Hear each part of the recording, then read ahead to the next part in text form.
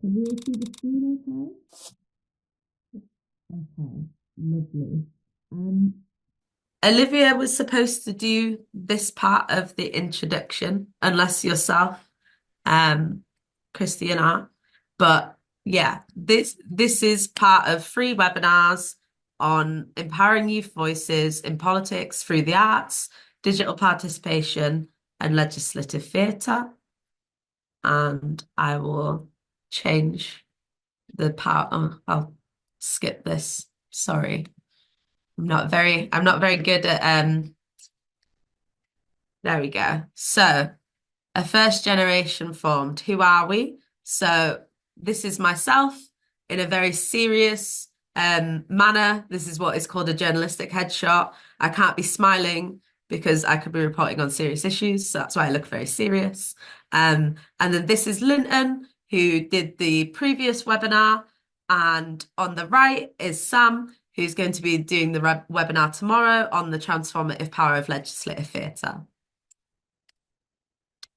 So, welcome to my webinar on intersectional activism and using creative methods for reclaiming marginalised youth voices in research and evaluation. Now, I thought it'd be quite lovely to give you an introduction to myself. I just need to quickly actually get up my notes because I forget that when I'm in full screen on here, I can't actually see what my notes are. So if you give me 2 minutes. Okay.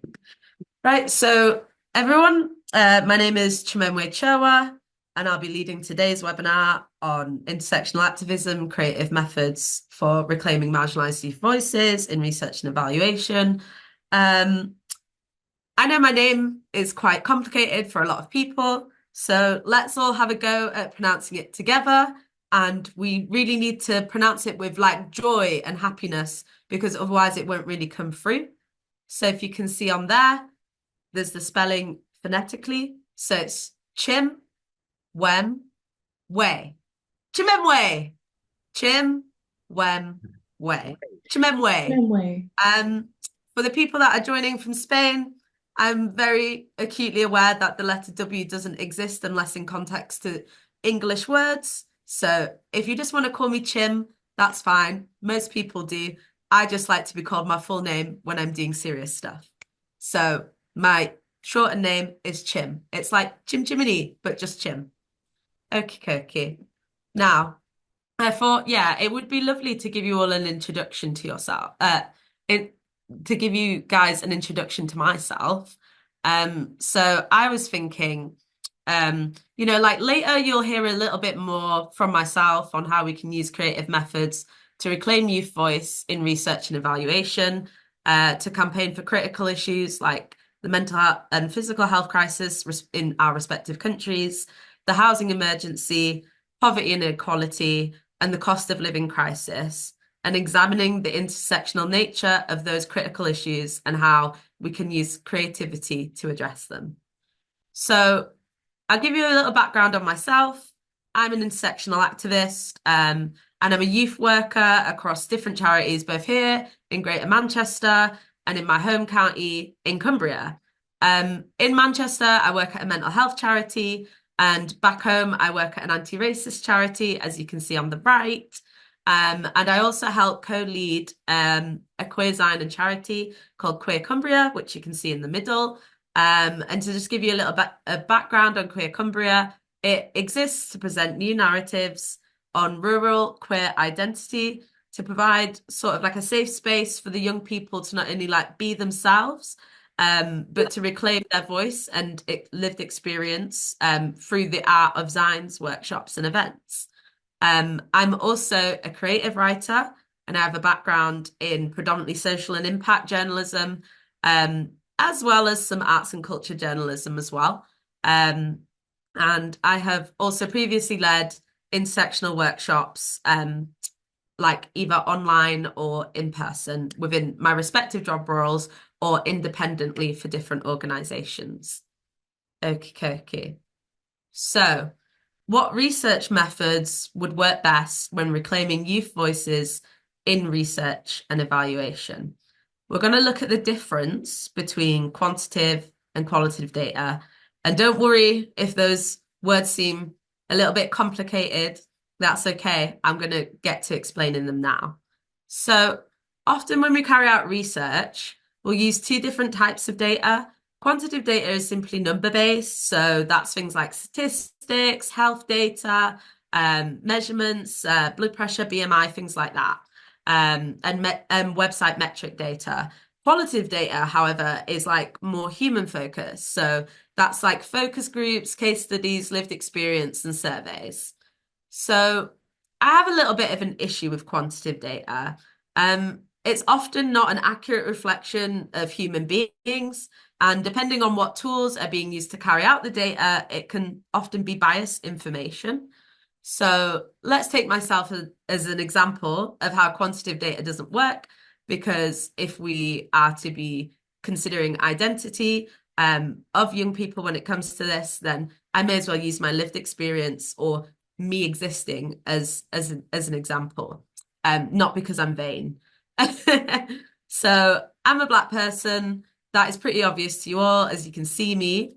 However, tools like AI that would be used for like things like website metrics don't know this unless I wish to share my personal data via cookies, which, by the way, I never do. And I would also recommend that you guys don't do that either. Don't accept cookies. All your data is being collected and used against you to market advertising. Anyway, I'm getting caught up on another issue here. Let me explain. So the data for the website metrics essentially would be inaccurate because I value my privacy and I don't accept the cookies. AI and the collection of data in application creativity can be biased as well. So just take this image on the bottom left of the screen. I recently went to Next Museum, and it's a place that fuses technology and creativity. There was an installation titled Presence and Erasure. Do you feel seen? And the piece invites the viewer to consider what our perception of surveillance technology is by scanning the faces that enter the room of the exhibition space, then capturing it on a wooden canvas. The ironic twist of it all is that I really didn't feel seen. I waited for the AI to capture me maybe for like more than 10 minutes, and it never did. So me and some Dutch men kind of aptly pointed out that the AI's design was biased in its nature because it could not register my skin tone, nor did it actually register any other non-white person's skin tone, unless they were sort of racialized as like Italian or Spanish with tan skin. So let's also take into consideration my race when it comes to health data, like BMI, for example. BMI was created by a white European man to measure the average height and weight of white European men. Am I European? Yes, I'm half European. Am I a white man? Well, obviously not. So this measurement of BMI is actually still used today, which is quite worrying, by the NHS and globally by the WHO. So that's the World Health Organization. If I go to the NHS website and fill in my data for BMI, I'm classed as slightly overweight. If I select that I'm white. But if I select that I'm a Black person, it says that I'm obese. I mean, I think you can all tell by looking at me, I'm not exactly big or massive. So yeah, you know, and as well, my lifestyle is very healthy. I eat 5 a day. I live in an ingredients-only household, walk about 10K steps a week. So yeah, does that sound like the lifestyle you think of when you think of obese people? No. But the way that the BMI has been designed by this white European man means that it does not consider that my body type may be different, and the ways in which I build muscle could be different and could be seen as extra weight, when actually it just means that I'm quite strong. Well, strong in many ways. So these kind of like outdated methods like BMI for the measurement of height and weight isn't just inaccurate, but it can really lead to like mistreatment of marginalized groups like myself when trying to access healthcare. I've previously had doctors be like, oh, well, lose some weight, when I've needed a health thing being seen to, which I think is a bit mental, but whatever. Let's not get into that. Despite this, though, like as much as I have a beef with quantitative data, it can be like very useful so long as the individual or the group who's carrying out the data or the tools consider how identity can play a role in the result of things like statistics. So we've now clearly established that qualitative data is simply human perspectives. Quantitative data is simply qualitative data is simply human perspectives, and quantitative is humans as numbers, which we don't want to be looking at when we're trying to reclaim youth voice and be person-centered in our approach to research. Okay, so creativity equaling connection. So we now understand that if we're to use creative methods to carry out research that reclaims marginalized youth voices, then the best method for that is probably qualitative research. Similarly to just how we defined which research method to use for reclaiming and empowering youth voice, I think it's kind of equally important to look at the relationship between creativity and connection to those marginalized youth voices. So with that being said, there are many different definitions that can be offered on what creativity means. And I would now like to invite you all to write on the whiteboard that will be provided by Nadia in the chat what your definition of creativity is. And I'll give you guys roughly like 3 minutes to give a definition of what you think creativity is. Hello. And I will share the whiteboard on the screen as well. Let me set a timer. Bam. Okay. So if I go back onto Zoom. I've got so much stuff open. It's my chaotic mind. um,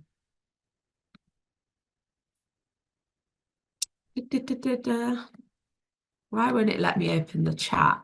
Now I can't open the chat. It's okay though. I can open it through.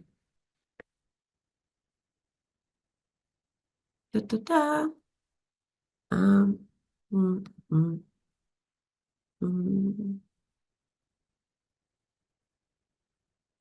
Sorry, guys. I'm just simply gonna get it up now. History. History. What is your definition of creativity? Okay. Can we all see that on my screen? Grand. Okay. So someone put any form of expression, visual, audio, sensory, etc. The use of imagination. That's great. To express myself, not be worried about others' expectations. That's great too. I love that one. The capacity and opportunity to generate responses to my feelings, experiences, and situations. Wow, yeah, that's a really good one. I think often with my own creativity, I do enjoy being able to just communicate what I want to say, especially with poetry. Because often when I write poetry, it's from my lived experience. I'm also living the watermelon, free Palestine. Okay, someone's done some drawing. Someone simply put joy. That's what my name means, by the way. Chimwemwe means joy, which is why I needed you to say it joyously. Okay. All right. Well, we've got a few great responses here. Like, oh, there's another one coming up. Someone's drawn a line. Someone's drawn a sun, which is pretty good. Looks like one of those sort of like suns you would see like on a tapestry. Got kind of a similar vibe going on, but I can't be bothered to show you on my laptop. Okay. Alternative thinking that might not be understood. I think that's great. Okay. Well, I think we've got quite a few responses now to work with. Playfulness. Yes. Who doesn't like being playful and who doesn't like to play? Often when we're adults, we don't get the chance to play, and life can be very boring that way. Okay. So thank you for your responses. I think one of my favorite definitions comes from the Collins Dictionary. So that's like published in Scotland. And it is the ability to transcend traditional ideas, rules, patterns, relationships, or the like, and to create meaningful new ideas, to form methods, or use your imagination. So that was one of my favorite ones that I've seen. So thank you for all taking part in that. We'll finish up there. So I know I said there was no wrong answers, but I lied. If any of you used Google to answer this question, then you simply failed the activity. The exercise was, to put it simply, more about putting down what you think creativity is. And remember that creativity at a very simple level and at its core is producing a new idea through imagination. So if you didn't use your imagination and you use Google, that's not being creative because it's already a pre-existing idea that's being presented to you by the search engine. Okay, so I think that the best definition I found of creativity in context to research is this one offered by Dr. Robert E. Frank in the book Human Motivation. It's a really good book. It's very expensive. I couldn't buy the whole book. I just, you know, when you can get like little snippets, I was just like, I'll do that because it's a research book. So it costs like 100 quid or something. I was like, I don't have that budget. So anyway, creativity is defined as the tendency to generate or recognize ideas. So very similar to the Collins one. Alternatives or possibilities that may be useful in solving problems, communicating with others, and entertaining ourselves and others. Why do I think that's one of the best definitions in context to research? Well, I think in regards to it, I feel like it's appropriate to the webinar on using creative methods in research and evaluation. So, you know, it doesn't mean that it's the ultimate definition. Ultimately, we're going to work with the definitions that you guys have given us as well. When we get to an activity later where I will get you guys to express your creativity later on in the webinar. So, and as this webinar concerns participatory evaluation, that's the participation of others in evaluating. I feel like it's important to include you guys within the process in order to demonstrate how you can reclaim your own voice within this webinar. I'm not a lecturer. That's not what my vibe is. My vibe is working collaboratively with one another. So yeah, for example, one of the things that I'm kind of a bit conscious of right now is that there's already an identity-based barrier between us in terms of connecting. And I think that's in the form of the people that have joined us from Spain because of language. And I think a dialogue on language perfectly really leads onto why intersectional activism is important. Because I may be communicating these things, but often I feel like things can get lost in translation. So the people that do speak English are having a privilege right now to be able to understand every single thing I say. But maybe perhaps those that don't have, you know, English as a first language, then of course that's going to prove difficult. So that leads me on to my next slide. Why should we take an intersectional approach to activism and reclaiming youth voices? So as I just said, being able to speak, understand, write and read English is a privilege. Why is it a privilege? Well, the English language is the most spoken language in the entire world that is non-native. The most spoken native language is Mandarin in China because massive population. It's kind of like a bilingual common ground for so many people. I recently went to Amsterdam, as I said. I'm just going to use my own lived experience of being there to inform this webinar because it just makes it fun. And I went to a concert with my Russian best friend, and we met these two Dutch people and two South Americans. And the thing is that we could all have a conversation, right? Because we all spoke English, but not everyone is going to speak Spanish or Portuguese or Dutch. So, of course, there is a privilege there in knowing the English language already and being afforded it within society within the UK.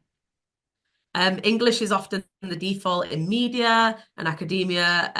You can take literally any film or book or study or TV show made within another country, and I guarantee they'll have translated it into English in some way or had subtitles or dubbed it with English. I don't like English dubs. If any of you's watched the film Parasite with English dubs, then you possibly ruined the entire movie for yourself.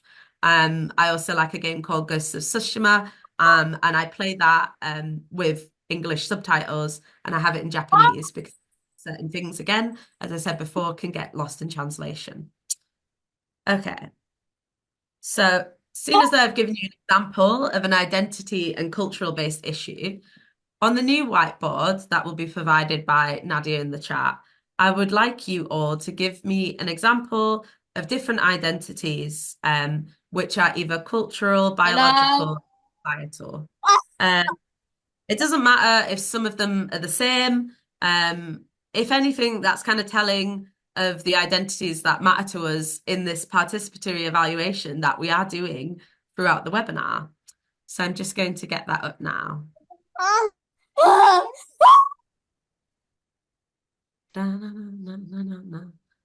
get the right one up. How is screaming? Can I stop?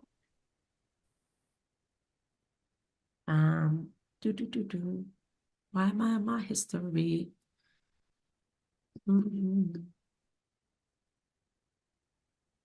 There we go. Can everyone see that okay? Yes. So we've just thought of one, haven't we, together? So one of them could be language.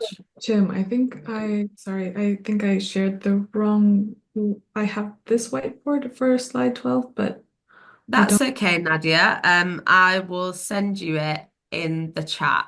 So I send it in the chat myself because I have it up. Just give me 2 seconds, please.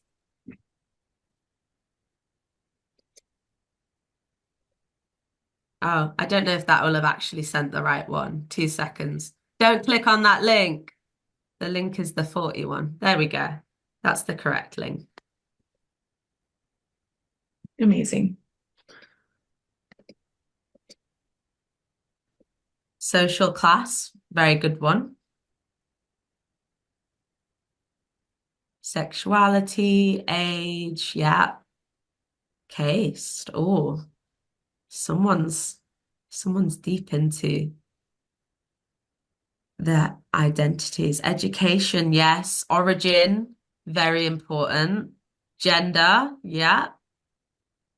Abilities, Friends, family, friends, professionals, yeah.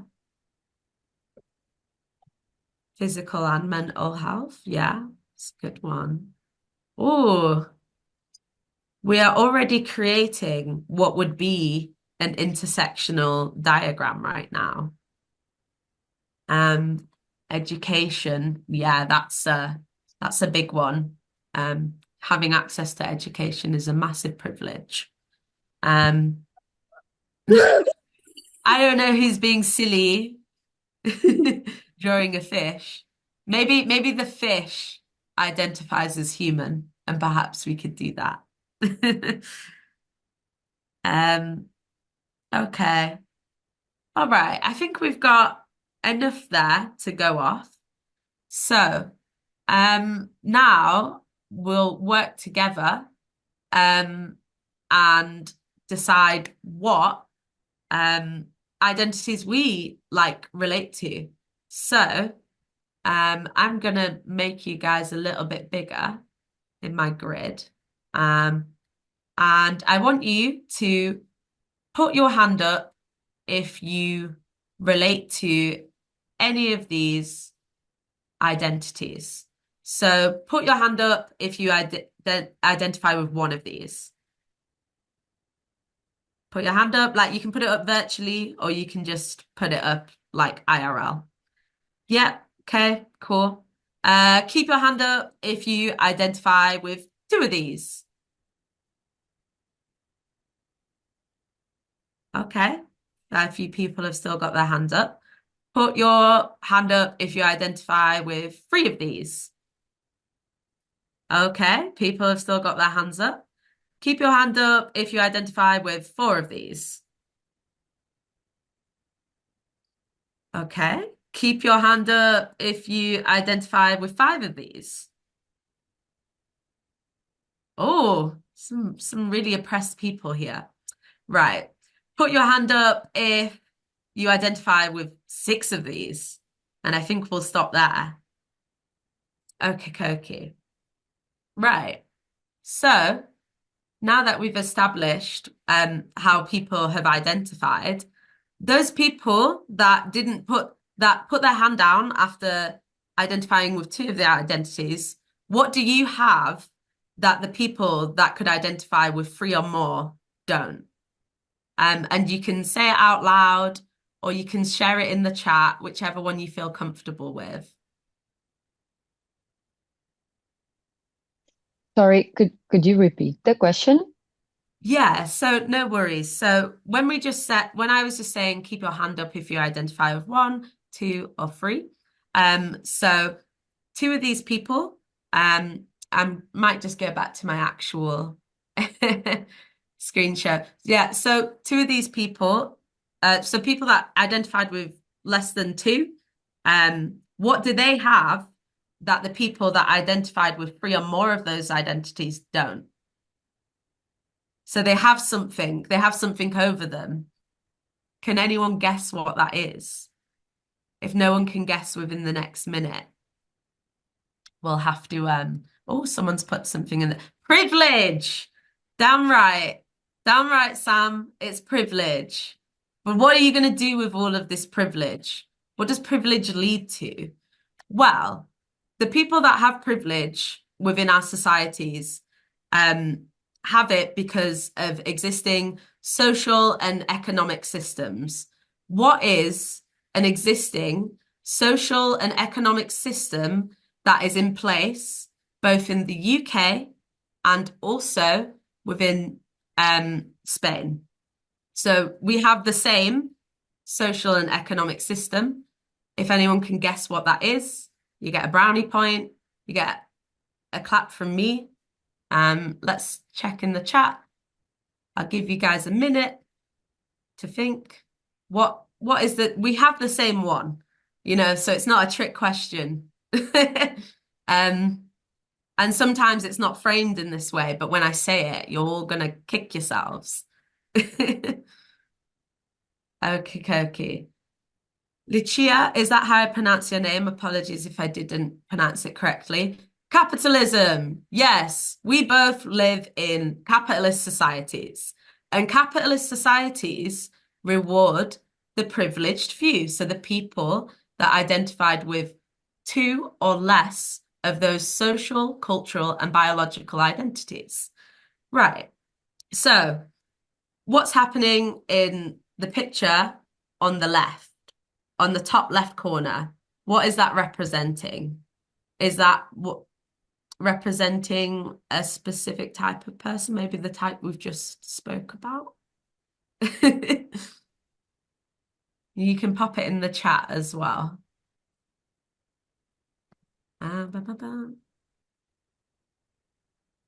Where's my chat gone, actually? There we go. A privileged person. Thank you, Sam. Appreciate your response. Sorry, I was a little bit slow to responding to you just then. Yes, a privileged person. And privilege creates something. What does privilege create? What is happening in the top left picture? Any guesses? Any ideas? It creates something within society that those that identified with three or more experience.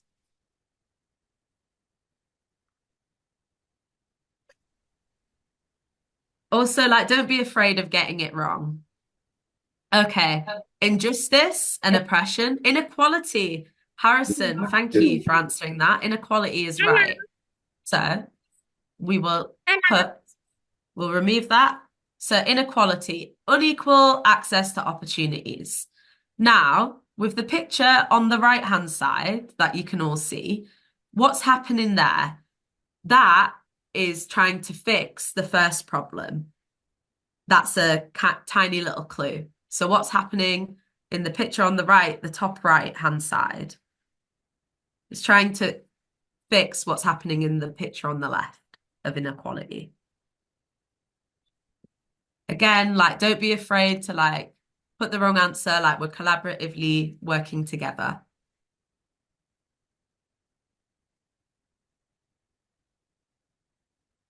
I can also make it a bit bigger again so that you can all see. Hello. There you go. So that little person is picking some apples, but for some reason, the one on the right, he cannot reach the apples, but why? So this image on the right is to try and solve what's happening on the image in the left.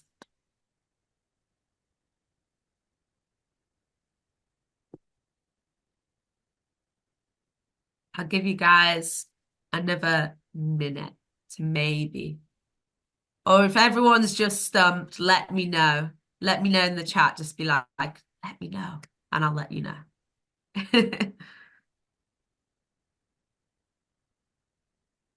Yes, so Sam, you are correct. The answer is equality. So the response to inequality, often sometimes in certain societies, will be to address it with equality. But then, equality, it doesn't really work, does it? Because if we're all treated the same, if those people that identified with 3 or more of those marginalized identities was to put something up, you know, them being treated the same as the privileged person on the left, that creates the inequality, it's not really fair, is it? So what can we do to make equality better? Well, I'm just gonna say it now. Sam's already answered the next question. So the next answer would be, sorry to not give you all the opportunity, but Sam took it away from you, not me. So it would be to solve it with a thing called equity. So that's using custom tools that identify and address inequality and equality as well, because equality isn't actually fair. So we need to have social equity. The people that have less, so those people that identified with 3 or more identities, and the people that identified with less, equity is the right response. So the people that identified with those 3 or more intersectional identities would get more things than the people that create the inequality. Now, for the last picture, what does the last picture represent to any of you? What's it saying? Because with equity, we can create something else, something that we're all fighting for, something that's led you to be in this webinar today and want to happen within society. Let's see in the chat. Social justice, yes, thank you, Lucia. Social justice is correct. So let me just escape from this. Social justice is the correct answer. We need social justice, and equity produces justice. Okay. Now I'm going to skip ahead just a little bit onto the next bit, which is the key social issues that we're facing in both Manchester and Barcelona and our respective countries, the UK and Spain. So throughout my own independent research, I found that both cities are facing a mental and physical health crisis. Both cities are unfortunately facing a housing emergency. Both cities are unfortunately facing poverty and inequality, and they're also facing both, respectively, a cost of living crisis. Now, let me go on to my next notes, because I do forget things. I don't have a neurotypical brain, unfortunately.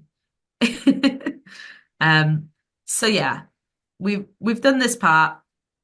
Now that we've learned like why we need to sort of maybe take an intersectional approach. So it's about that, making sure we have equity for the people that have those intersectional identities, to then make sure that we consider them when addressing key social issues like this, because often those marginalized people are overrepresented in these key social issues. So they're overrepresented in mental and physical health crisis on an intersectional level, the housing emergency, poverty, inequality, and the cost of living. 2 seconds, let me go back on my notes. So with that in mind, like, how do you think these issues intersect? Why is it important? Well, I could give you a little summary of why it might be important. So intersectionality, it can be confusing, but to put it very simply, and to quote my favorite feminist and poet of all time, Audre Lorde said, "There is no such thing as a single issue struggle because we do not live single issue lives," which is essentially why we need to work intersectionally. I am sort of powering through this bit so that maybe we can do the fun bit at the end. So I do apologize if I'm skipping over, but hopefully we're all in an understanding. So like how could we demonstrate that these social issues directly impact marginalized youth voices? It might be the reason why you're all here. How do we address this? It might be the reason you're here. Pop it in the chat or say it out loud if you want.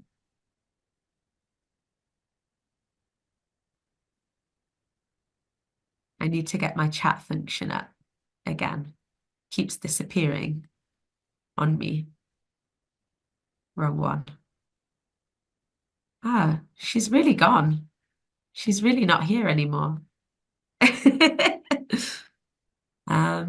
Let me see if I can get the chat function up again. 2 seconds. There we go. I just put it in the chat, sorry. Yeah, cool. Thank you.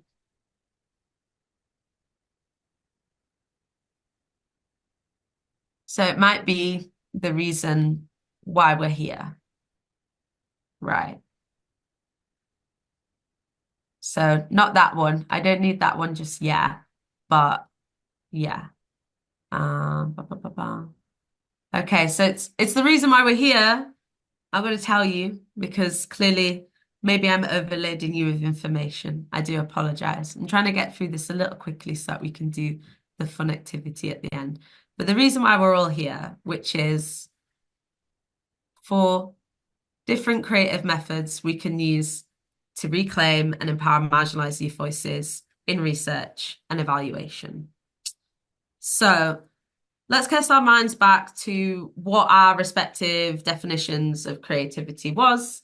So, let me get that one back up. Here we are. Any form of expression, visual, audio, or sensory, creative, joy, playfulness. Amazing. And I think that the outlined different creative methods we can use for reclaiming and empowering the marginalized youth voice are creative writing as a form and a way. I think that's quite joyous. I think that's quite playful, as people had put in the chat. Podcast and radio show. I think that's the forming of new ideas there, coming together to create something new via imagination. Filmmaking and documentary making, exhibitions and events as well. So for the Mindset Revolution project, what we did for that was we outlined different ways in which we could approach the project creatively because we wanted to do something different. We certainly didn't want to do something boring. So the methods that we used within the project were poetry, legislative theatre, which Sam will get onto tomorrow.